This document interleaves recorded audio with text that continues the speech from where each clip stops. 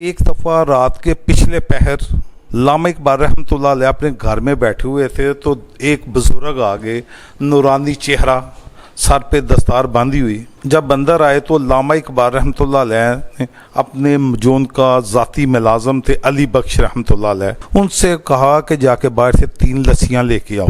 रात का पिछला पहर, ये इतनी सख्त सर्दी, धुंध पड़ी हुई है, लेकिन जब वो बाहर गए तो वाकई दुकानें सजी हुई थी, कुमकुमें लगी हुई थी। लस्सियाँ लेके जब मुख्तसर करने लगो, चलने लगे, दुकानदार ने कहा ठहर जो पैसे।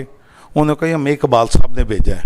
वहाँ पे एक और मरते कलंदर बादशाह, मैं तो उनको अपना कायद, अपना रूहानी सब कुछ समझता हूँ, वो भी खड़े थे जिन्होंने कहा कि हमारा इकबाल साहब से हिसाब चलता है।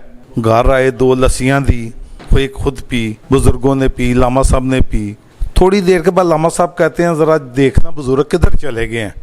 मैंने उनसे कुछ बात, उन्होंने कहा जनाब ये दरवाज़ा बंद है, ये अंदर से मैंने चटकी लगाई हुई है, कैसे वो बाहर चले गए।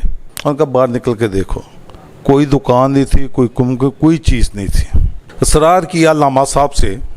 इसरार करने के बाद लामा साहब ने कहा मेरी ज़िंदगी में किसी को नहीं बताना। जो घर पे आकर लस्सी पी है वो ख्वाजा मुइनुद्दीन चिश्ती थे, जिन्होंने कहा था कि हमारा हिसाब चलता है, जाने दो। वो हजूर किबला जनाब हज़रत दाता साहब रहमतुल्लाह अलैह थे। औलिया का है फैज़ान पाकिस्तान, पाकिस्तान।